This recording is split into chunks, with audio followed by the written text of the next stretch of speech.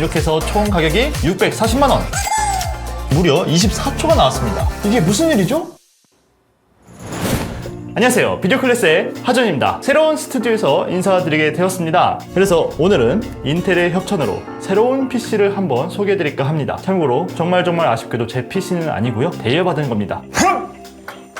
자, 새로운 인텔의 12세대 i9 12900KS가 탑재된 현존하는 거의 끝판왕급 데스크탑이라고 할 수 있는데요. 나는 저런 비싼 거 관심 없어, 나는 컴퓨터 몰라, 이런 커말먹 분들도 오늘 영상 보시면서 새로운 소식도 배워가고 컴퓨터를 구매할 때 도움이 될 만한 정보를 알아갈 수 있으니까 오늘 영상 도움이 되실 거라고 생각합니다. 컴퓨터 부품 중에서 가장 중요한 1순위를 꼽자면 당연히 CPU라는 거 여러분 알고 계시죠? 이 CPU를 가장 전통적으로 잘 만드는 회사, 바로 여러분이 알고 계시는 인텔입니다. 인텔은 굉장히 오랫동안 성능면에서 1위를 놓치지 않고 있었습니다. 그래서 여러분이 쓰고 계시는 대부분의 PC, 노트북 등에 거의 다 인텔의 프로세서가 들어가 있을 겁니다. 하지만 최근 2년 동안에 경쟁사가 인텔보다 더욱더 뛰어난 CPU를 출시하게 되면서 모두가 인텔의 독주가 드디어 멈췄구나 라고 이야기했습니다. 하지만 또다시 2021년 11월 인텔이 12세대 프로세서를 발표하고 나서부터 다시 한번 CPU는 역시 인텔이라는 우리들의 기대에 보답하게 되었습니다. 그럼 어떻게 좋아졌나? 너무 깊게 들어가면 재미없이 길어지니까 간단하게 말하자면 이전 몇 세대 동안 인텔은 차세대 CPU를 개발할 때 기존 설계를 조금 손봐서 성능 향상을 꾀하는 방식이었다면 이번에는 설계 자체를 대대적으로 바꾸고 회로의 집적도를 올리는 공정을 크게 발전하면서 성능도 올리고 전력 효율도 높였습니다. 기존 CPU 구성에서 크게 바뀐 점이라면 인텔 하이브리드 테크놀로지라고 해서 인텔의 새로운 프로세서 구조가 있는데요. 모바일 프로세서에서 많이 쓰이는 ARM의 빅리틀 구조처럼 코어의 역할을 나누면서 성능을 내야 할 때는 P코어, 그리고 성능보다는 효율에 초점이 맞춰진 E코어, 이렇게 성능과 목적 자체가 다른 코어를 분산시킴으로써 최대한 낮은 전력 소모, 그리고 낮은 발열, 최적의 작업 효율을 낼 수 있도록 한 것입니다. 이렇게 프로세서가 달라짐에 따라서 컴퓨터에서 사용되는 소프트웨어 자체도 이러한 구조에 변화를 해야 하는데요. 프로그램을 일일이 개발자가 모두 손대지 않아도 달라진 구조에 맞게 최고의 효율을 낼 수 있도록 인텔이 OS 단에서 동작하는 스레드 디렉터라는 기술을 도입했습니다. 이전 세대보다 공정이 더욱더 개선된 만큼 코어 자체의 성능도 굉장히 높아졌기 때문에 12세대 프로세서 라인업 전반의 성능 향상이 많이 이루어졌습니다. 심지어 영상 편집은 무조건 i7이나 i9 등 라인업 중 최고의 CPU만을 골라야 한다는 인식이 있는데요. 제가 자료를 찾아보니까 이번 i5 12600K 같은 경우에는 프리미어 프로에 한해서 경쟁사의 $800 CPU와 비교해봤을 때 거의 비슷한 성능을 보여주게 되면서 쾌적한 영상 편집 경험을 저렴한 가격에 정말 많은 사람들이 할 수 있는 계기가 된 게 아닌가 싶습니다. 덕분에 우리 같은 영상 제작자들은 덜 나위 없이 기쁘게 되었습니다. 또한 컴퓨터 역사상 최초로 램의 규격인 DDR4가 이번에 DDR5로 업그레이드 되면서 이 12세대에서 DDR5를 지원하게 되었습니다. DDR5 지원은 인텔 12세대가 최초라고 합니다. 대부분의 DDR4 메모리의 속도가 3200MHz였다면 DDR5는 기본적으로 4800부터 시작하기 때문에 굉장히 빠른 속도의 메모리를 지원한다고 보시면 되겠습니다. 이번 인텔 12세대는 DDR4 규격도 여전히 지원을 한다고 합니다. 거기에 PCI 익스프레스 규격도 4.0에서 5.0으로 업그레이드 되었고요. 이전보다 2배 더 빠른 속도를 지원할 수 있게 되면서 GPU나 다른 액세서리의 성능의 상한이 높아졌다는 것이 장점이라고 할 수 있겠습니다. 인텔은 항상 세대를 업그레이드 할 때마다 거의 소켓을 바꾸는 일이 많죠. 당연히 이번에도 소켓이 바뀌었기 때문에 기존에 사용하던 메인보드를 쓸 수는 없고요. 이 메인보드가 DDR4인지 5인지 잘 구분해서 구매를 하셔야 되는 게 기존과 달라진 점이라고 할 수 있겠습니다. 인텔 12세대가 발표되고 동시에 출시했던 CPU 시리즈 중에서 i9 12900K는 영상 편집용 데스크탑을 구성할 때 최고의 CPU로 선택되곤 했습니다. 하지만 인텔은 2022년 4월 여기에 한술 더 뜬 i9 12900K 스페셜 에디션인 12900KS를 출시하였습니다. 여기 있는 게 바로 12900KS의 패키지입니다. 사실 겉으로 봤을 때 12900K와 다를 바가 없는 패키지죠. 하지만 여기 스페셜 에디션이라고 써있고요. 사실 CPU 자체는 굉장히 작습니다만 언제부턴가 이렇게 좀 포장을 멋지게, 나쁘게 말하자면 과대 포장을 해서 출시하고 있습니다. 열어보면은 이렇게 황금색 와플 모양의 케이스가 있는데요. 이것이 바로 CPU를 만드는 과정에서 볼 수 있는 웨이퍼라는 것입니다. 여기 있는 칩셋 하나를 똑 떼서 프로세서를 만들 수 있는 것이죠. 아무튼 그런 웨이퍼의 형상을 뜬 케이스가 있고, 열어보면은 이렇게 생긴 프로세서를 볼 수 있습니다.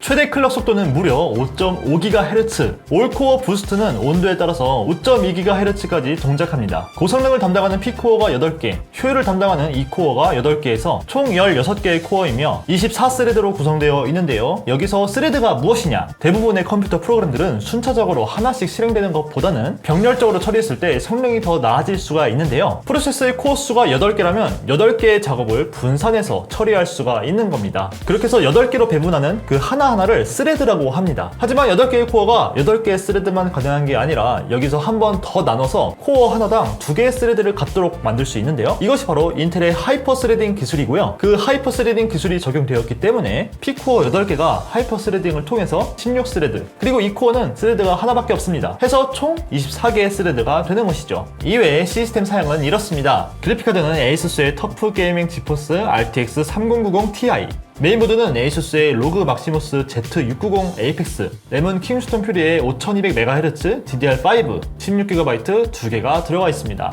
이렇게 해서 총 가격이 640만원! 지난 시스템 비교 때 사용한 4K HEVC 코덱을 사용한 영상에 색 보정을 넣고 렌더링까지 하는 테스트를 한번 해보도록 하겠습니다. 사실 완벽하게 통제된 환경에서 시스템을 비교하는 게 아니고 각각의 부품도 매우 다르기 때문에 완벽하지는 않지만 그래도 한번 비교를 해보겠습니다. 제가 기존에 쓰고 있던 시스템에서는 48초가 나왔었는데요. 테스트 결과 무려 33초로 지난 시스템에 비해서 훨씬 더 빠른 모습을 보여줬습니다. 이렇게 큰 차이가 나는 이유는 바로 12세대 인텔 CPU에 탑재된 내장 그래픽 때문이다 라고 말하려고 했는데, 아니 글쎄 확인해보니까 이 내장 그래픽이 잡히지 않는 거예요. 혹시나 해서 이 메인보드를 보니까 이 메인보드가 내장 그래픽을 지원하지 않는 보드였기 때문에 CPU에 있는 내장 그래픽은 자연스럽게 사용하지 못하는 상태가 되었습니다. 이 인텔의 내장 그래픽을 사용했을 때 그 성능이 정말 궁금해서 이걸 진행하게 된 건데 어쩔 수 없이 메인보드 내돈내산 했습니다.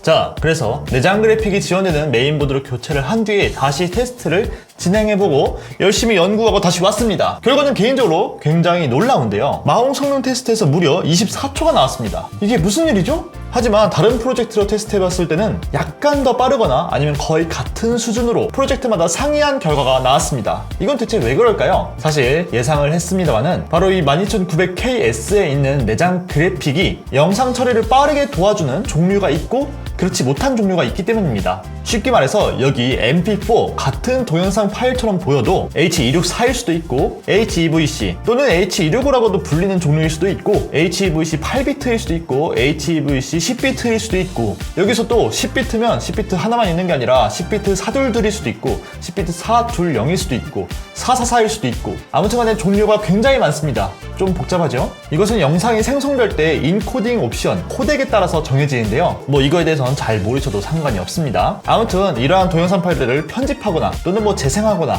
또는 편집 후에 출력을 하는 이런 전반적인 영상 처리 과정을 CPU의 힘 온전히 할 수도 있지만, 그렇게 되면 CPU가 너무나도 바빠지기 때문에 렉이 걸리고 영상 처리가 늦어지게 되는 것이죠. 그래서 CPU보다도 특정 동영상 파일들을 더욱더 빠르고 효율적으로 전력도 덜 쓰면서 처리할 수 있는 것이 바로 GPU의 한 부분인 인코더 그리고 디코더입니다. 여기서 우리가 중요하게 봐야 될 것은 디코더인데요. 방금 말했듯이 특정 동영상을 타겟으로 해서 처리할 수 있는 게 디코더라고 말씀드렸죠. 아까 말했던 H264 8비트, 사둘둘 또는 HEVC 10비트 사둘둘 이런 것들을 딱 골라서 연산을 할 수 있게 도와준다, 이런 장치라고 이해하시면 되겠습니다. 다시 돌아서 여기 있는 12900KS에는 CPU이긴 하지만 GPU도 들어가 있습니다. 바로 인텔의 12세대 그래픽 프로세서인 UHD 770이 들어가 있는데요. 세대를 거듭할수록 성능도 더 좋아지고 인코딩이나 디코딩을 할 수 있는 종류도 당연히 많아지겠죠. 여기서 바로 HEVC 10비트 사둘둘을 인코딩, 디코딩 할 수 있는 장치가 새롭게 생겼다는 겁니다. 새롭게 생긴 건 아니고 11세대에서 생겼어요.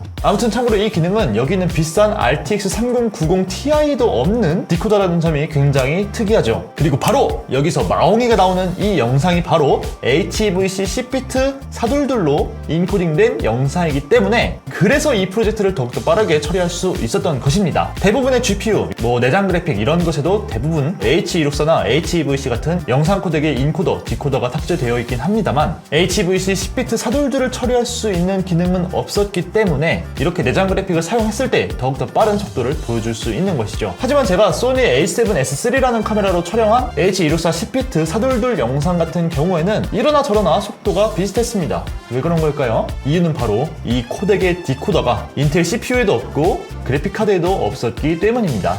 물론 그렇다고 해서 큰 문제는 되지 않습니다. 어차피 CPU가 처리를 적당히 해줄 수 있는 부분이고 물론 속도는 조금 느리겠지만은 그리고 무엇보다 소니에서 애초에 그 코덱으로 촬영을 안 하면 됩니다. 그래서 소니 카메라 쓰시는 분들은 바로 이 옵션 XAVC 4K 10비트 사돌둘 이 옵션을 사용하지 않을 것을 추천드리겠습니다. 여러분이 쓰고 계시는 대부분의 노트북, PC 등에서는 이 코덱을 빠르게 처리할 수 있는 기능이 없을 거예요. 물론 나는 별로 안 불편했다 하시면 쓰셔도 됩니다만은 어쨌든 디코더의 도움을 받으면 더욱더 빠르게 작업할 수 있기 때문에 훨씬 더 쾌적하게 작업을 할 수 있으니까요. 그래서 소니 카메라를 쓰시는 분들은 가급적이면 XAVC HS 이게 HEVC 코덱입니다. 이것을 사용하시거나 또는 이 XAVC 10비트만 안 쓰시면 될 것 같습니다. 무튼 우리가 PC를 맞출 때는 그래픽카드를 항상 추가하잖아요. 그런데 여기에 더불어서 성능 좋은 CPU와 그 CPU 안에 들어있는 또 하나의 GPU가 다양한 카메라의 형식을 커버할 수 있고 더욱더 유연하고 빠르게 작업을 할 수 있는 게 이번 인텔 12세대 CPU를 쓰는 이유라고 할 수 있겠습니다. 역시 인텔의 스페셜 에디션답게 스펙대로 코어의 속도가 5.2GHz 잘 나오고요. 일부 코어에서는 5.5GHz까지 나오는 것도 알 수 있습니다. 정말 성능이 좋긴 한데 역시나 문제되는 것은 발열입니다. 렌더링을 하는 게 아니라 영상을 플레이백하는 와중에도 이렇게 온도가 최대 100도를 찍고 내려옵니다. 뿐만 아니라 소비 전력도 280W까지 찍고 옵니다. 역시 고성능 데스크탑에서의 발열과 전력 효율은 어쩔 수가 없는 것인가 생각이 드는 조금 아쉬운 부분이긴 합니다만 여기서 전력 효율과 발열에 대해서 조금 중립적인 입장을 한번 말씀드리고자 합니다. 이번에 인텔이 12세대에 오면서 P코어, E코어로 전력 효율을 개선하고 발열을 잡겠다 이렇게 말을 했잖아요. 그런데도 왜 이렇게 발열이 심하고 전력이 많이 쓰이는가? 그런데 사실 효율이 좋아지고 발열도 잡힌 게 맞습니다. 이게 무슨 소리냐고요? 사실은 우리가 컴퓨터를 사용하는 시간을 보면은 막상 고성능을 사용하는 것은 일부고요. 대부분은 아이들 상태로 있거나 가벼운 작업을 하기 마련입니다. 비율로 봤을 때 고성능 작업에 비해서 저성능 작업을 더 많이 한다 라고 볼 수 있는데요. 바로 그때 효율이 좋은 E코어 중심으로 낮은 속도로 CPU가 돌아가기 때문에 전반적인 평균 전력 소비량을 봤을 때는 인텔 12세대가 확실하게 개선이 됐다 라고 볼 수 있는 것이죠. 대신에 프로세서가 최대로 낼 수 있는 속도가 굉장히 빠르기 때문에 동작이 빨리 될수록 딱 그만큼 정직하게 전력 많이 쓰고 발열이 많이 된다 라고 보는 시각이 조금 더 중립적일 것 같습니다. 이번 i9 12900KS의 존재 의의는 나는 i9 12900K로도 만족하지 못해, 투자할 테니까 최대한 높은 성능을 내고 싶어 라는 마음가짐을 가진 분들에게 어필할 수 있는 제품이니만큼 인텔이 아무것도 타협하지 않고 그저 고성능만을 추구하고 나온 모델이 아닌가 싶습니다. 이번 12세대가 전반적으로 모두 훌륭하게 잘 나온 편이기 때문에 기회가 된다면 다른 좀 저렴한 프로세서들도 비교를 하면서 여러분들께 보여드리면 좋을 것 같아요. 그런 영상을 보고 싶으시다면 구독과 좋아요 부탁드립니다. 그럼 오늘은 여기까지고요. 다음에 더욱더 유용하고 재밌는 비디오 클래스로 돌아오도록 하겠습니다. 그럼 아바!